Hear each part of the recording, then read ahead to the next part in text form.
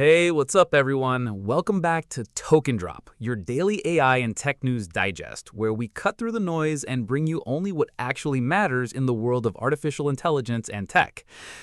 I'm glad you're here today because this episode is genuinely packed. 5 stories that are reshaping the AI landscape as we speak. And trust me, you don't want to miss any of them. So do yourself a favor right now, hit that notification bell, settle in, and watch this one all the way to the end. The last story alone is worth it. All right, let's get straight into it.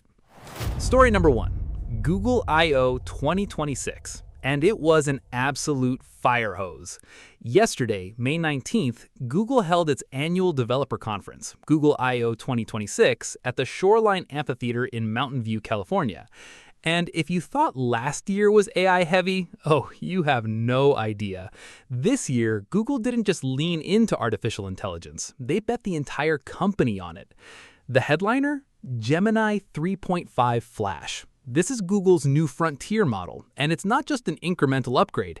This thing is designed to be fast, powerful, and agentic ready all at the same time. We're talking about a model that outperforms Gemini 3.1 Pro across coding benchmarks, agentic tasks, and multimodal evaluations, while running at 4 times the output speed of other frontier models. 4 times. That's not a small gap, that's a chasm. And it's already rolling out today in the Gemini app, Google Search, and the Gemini API. So if you use any Google product, and statistically you do, you're going to feel this one fast. But here's what really caught my attention. Google also announced Gemini 3.5 Pro, the heavyweight version of this new model family. The catch? It's currently in testing and won't be publicly available until next month. So Google is essentially teasing us with the flash while the really serious muscle is still warming up behind the curtain. Classic move. Classic Google. Now, let's talk about the product announcement that I think is going to be the most controversial and potentially the most impactful thing Google revealed yesterday. It's called Gemini Spark. Spark is not a model. Spark is an agent, a general-purpose AI agent built directly into the Gemini app that is designed to take action on your behalf across your digital life. We're talking about an AI that can reason across your connected apps, coordinate tasks between Gmail and Google Docs, manage your calendar, respond to emails, and do real work, not just answer questions, but actually execute. Google's own words were a big shift for Gemini, transforming it from an assistant that answers your questions into an active partner that does real work on your behalf and under your direction. That phrase, under your direction, is doing a lot of heavy lifting there, and we should all pay attention to it, because the line between assistant and autonomous agent is getting thinner every single month. Initially, Gemini Spark is going to be in beta, available first to trusted testers and Google AI Ultra subscribers. It rolls out next week in the United States. By summer, it'll expand to third-party tools through MCP integration. So the agent ecosystem is not just coming, it's here. And one more thing from Google I/O that deserves a mention. The pricing model for Gemini is changing.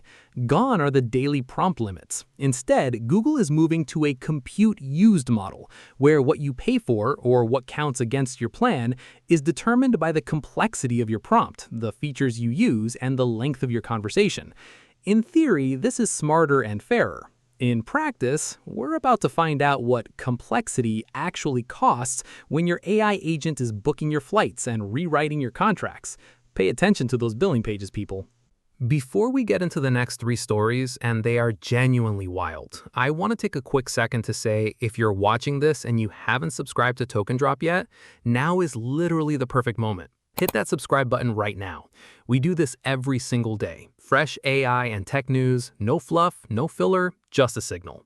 The algorithm loves when you subscribe, and honestly, so do we. All right, back to the news. Story number 2.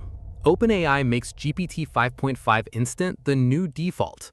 This one flew under the radar a little bit because of everything happening at Google I/O, but it's significant. OpenAI has quietly, or not so quietly, made GPT-5.5 Instant the new default in ChatGPT, replacing GPT-5.3 Instant. Now, what is GPT-5.5 Instant exactly?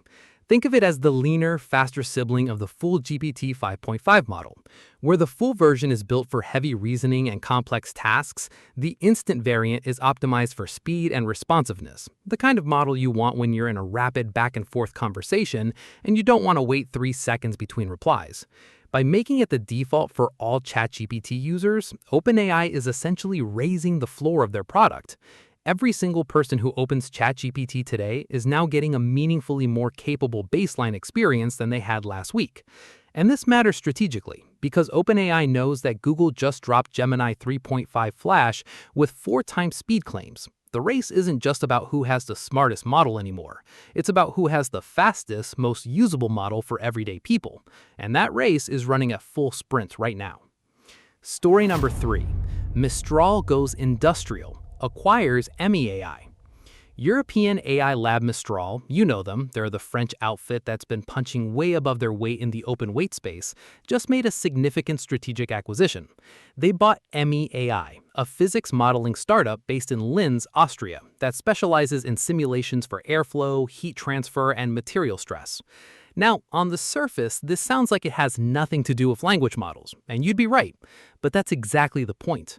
Mistral is not trying to be another ChatGPT. They're making a calculated move into industrial AI, manufacturing, aerospace, automotive, semiconductor design.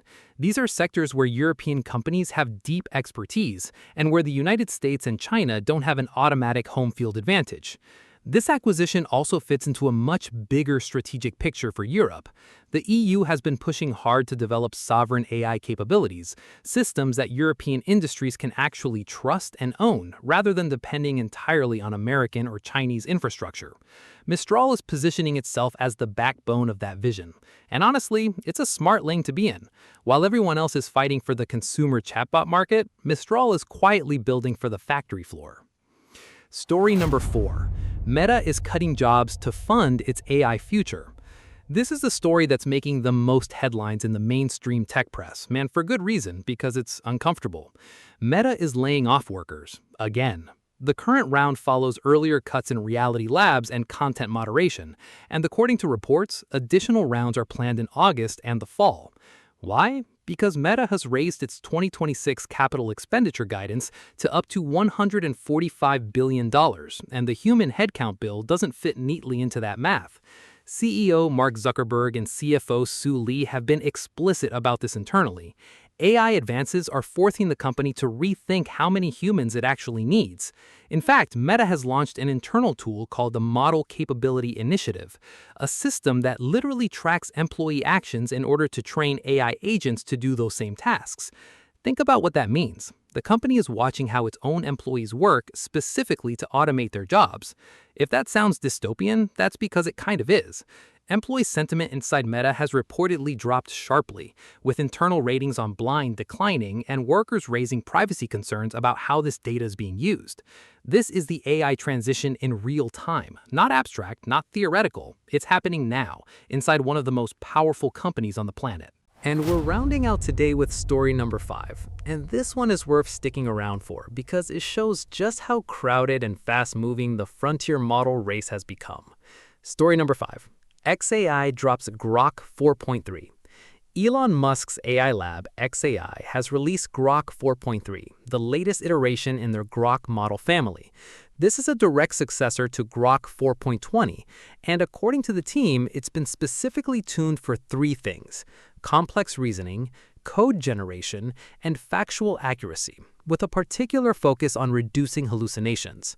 Now, Grok has always had one significant advantage over other frontier models. It's deeply integrated with X, formerly Twitter, which means it has access to real-time information from one of the world's most active public information streams.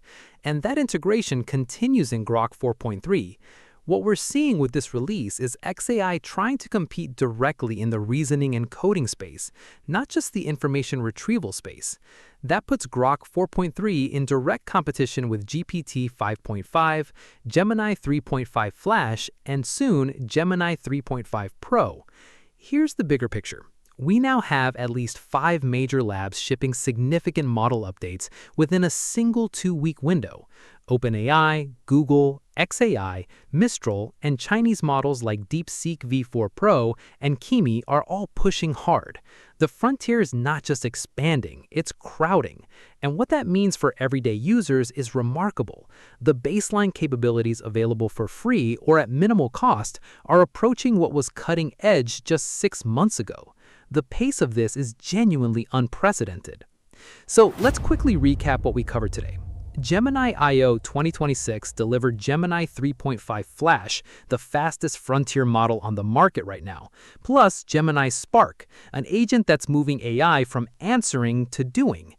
OpenAI made GPT-5.5 Instant the new ChatGPT default, raising the bar for every user overnight. Mistral quietly made one of the smartest strategic moves in European AI by acquiring industrial simulation startup Emmi AI. Meta is cutting headcount while raising AI spending to $145 billion and using its own employees' work patterns to train the agents that will replace them. And xAI dropped Grok 4.3, pushing hard into reasoning and coding territory with real-time data still as their core differentiator. 5 stories, 5 signals, all pointing in the same direction. AI is no longer coming. It's here, it's moving fast, and the decisions being made right now by these companies will define what the next 5 years look like.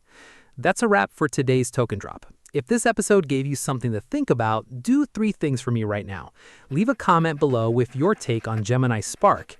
Is an AI agent taking over your digital life exciting or terrifying?